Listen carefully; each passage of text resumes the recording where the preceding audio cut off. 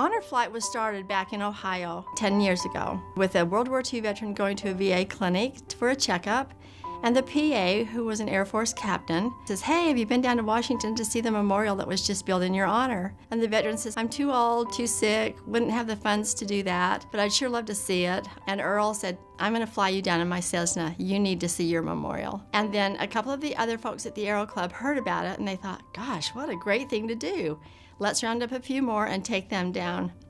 So it got onto the national news, and then nationwide it has spread.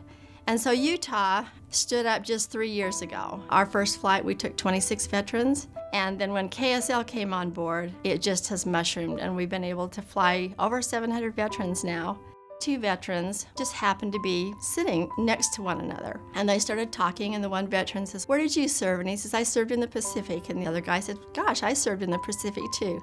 "Well, what unit were you with?" "Well, I was with this unit." "Oh my gosh, I was with that unit." And this guy, tears just started rolling down his face, and he pulls this picture out of his pocket. And it was a picture of the 2 of them together 70 years ago. We reenacted the pose with them that afternoon. On our flights, we try to do some really awesome special things for these guys, and it's a surprise. We have a send-off ceremony with a speaker. They have no idea what they're in for. Governor Herbert spoke to us and shook the hands of each one of us and wished us well and thanked us for our service. And we get on the plane, and then we have mail call. And there was a letter from one of my daughters, and a letter from a whole class of school children. And every one of those students had written me a letter thanking me for my service, and it was a rich experience.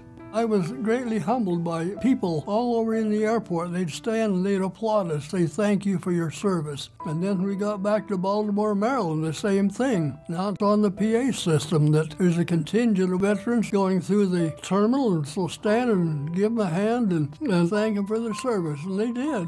There's a school group that was there on a field trip, and these 12, 13-year-old kids come over and ask questions, and he loved to talk to them. They were sincere. They truly wanted to know, and I thought that was kind of unique. The World War II vets, they're dying, and they don't have the chance to see their own memorial. That's why I think Honor Flight is so important. I got a chance to spend time with my dad to hear things that I had never heard before. They have their stories too, and I've never heard them. They don't talk about it. They don't think they're heroes. Anything that we can do to make them have a smile on their face, if just for an hour or two, is so worth it. We do this because we love our veterans, and they deserve that.